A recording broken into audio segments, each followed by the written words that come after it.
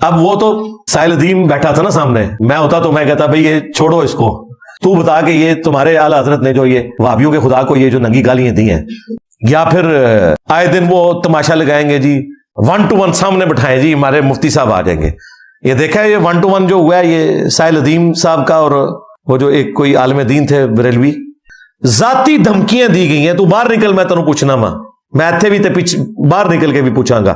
وہ بھی ان کو آگے سے یہ بات کر رہے ہیں. یہ ہوتا ہے بھائی 1 to 1 کا نتیجہ, کچھ رزلٹ نہیں نکلتا. بھائی ہم نے بھی عوام کی عدالت میں اپنا مقدمہ رکھا ہے, عوام آپ کی ہے ہماری نہیں ہے, آپ اپنی عوام کو سیٹسفائی کر لو. تو مقدمہ عوام کی عدالت میں رکھنا ہے, اسی کا فائدہ ہے. ورنہ تو یہ لڑائی جھگڑا ہوگا, دھمکیاں لگیں گی, ایک دوسرے کو بات پکڑ لیں گے. بھئی وہ سائل ادیم نے ایک بات یعنی ایک الزامی بات کے طور پہ کی کہ تم نے اپنے بڑوں کو پولیٹیکل لیڈرز کو خدا بنایا ہوا ہے. اس نے عالم نے کہا جی آپ نے خدا کہہ دیا اس کو. یہ ہے ان کا لیول. ان کے ساتھ آپ علمی بات کریں گے, آپ نے خدا کہہ دیا ہے.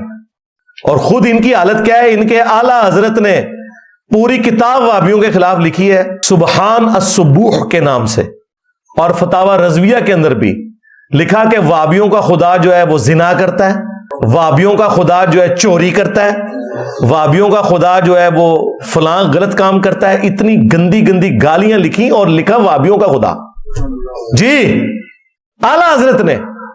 ان سے پوچھیں یہ دفاع, وہ کہتے ہیں نہیں چونکہ وہابیوں کے یہ عقیدے ہیں نا تو گویا کہ ان کا خدا یہ کرتا ہے. بھائی وہابیوں کا خدا اور تمہارا خدا کیا الگ ہے؟ کہتے ہیں نہیں خدا تو ایک ہے لیکن کوالٹیز ادھر منسوب کی ہوئی ہیں. مجھے انہوں نے اس بات پہ پکڑا تھا, میں نے صرف اتنی بات کی اور ایکسپلین کر کے کہ مرنے سے پہلے اے مسلمان کر لے اس پہ غور, کتابوں کا خدا اور ہے, بابوں کا خدا اور.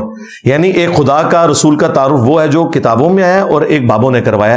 اور سٹارٹ میں نے اسے بریف کیا تھا کہ یہ نہیں میں کہہ رہا کہ 2 خدا ہیں, خدا ایک ہی ہے لیکن ان کوالٹیز کے ساتھ نہیں تم مان رہے جو قرآن و سنت میں آئی ہیں. اس میں تو میں نے یہ بھی جملہ بولا تھا کہ بلکہ ہندوؤں کا, کرسچنز کا, جیوز کا, سب کا خدا ایک ہے.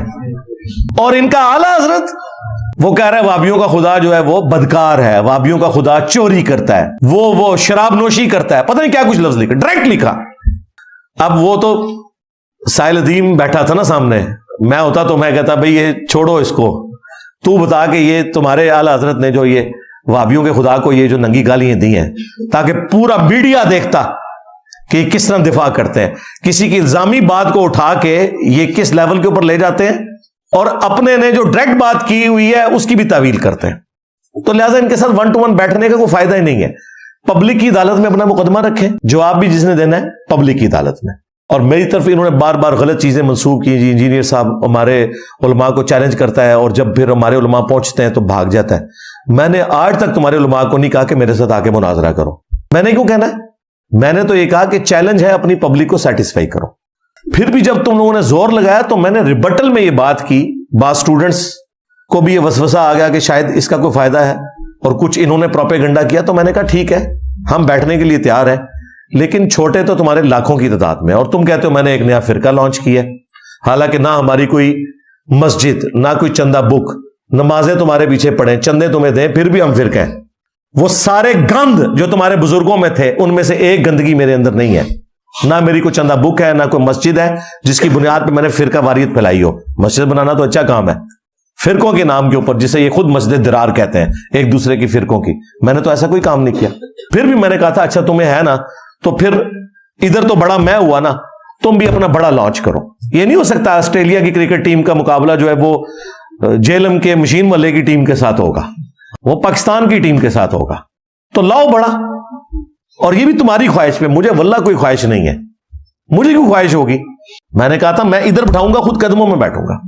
بریلویوں کو شوق ہے مفتی منیف صاحب کو نکالیں, یہاں بیٹھے, ایک اتوار کو یہاں بیٹھے, اگلا جمعہ میں ان کی مسجد میں پڑھا کے ان کی عوام کے سامنے مقدمہ رکھتا ہوں اور لائیو چلے.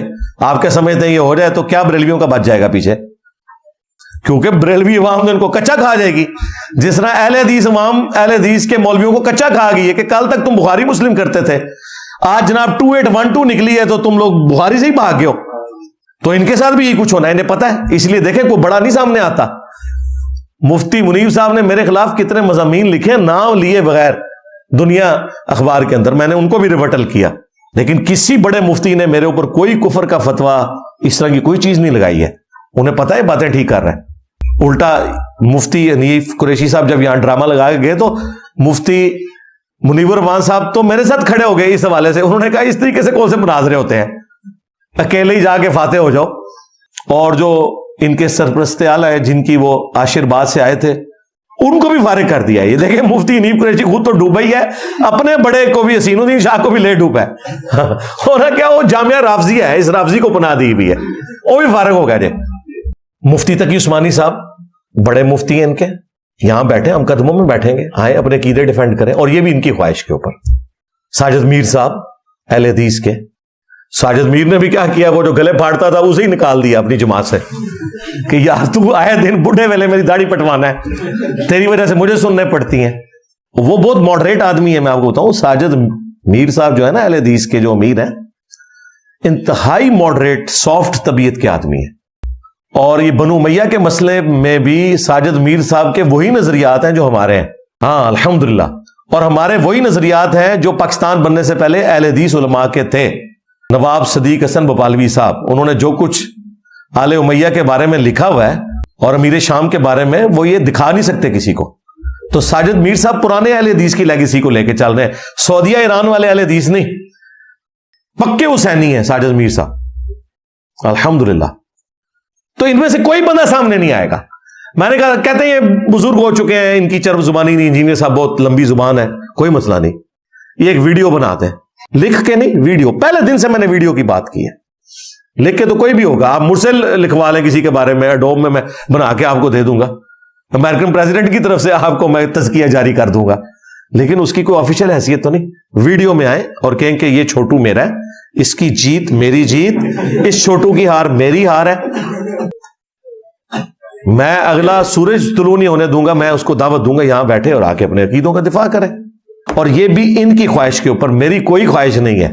یہ لوگ میرے کلپ کاٹتے ہیں, انجینئر چیلنج کرتا ہوں, میں نے کبھی بھی نہیں کیا بھائی, میں نے جواب دیا ہے. یہ کتنی سخت زیادتی ہے.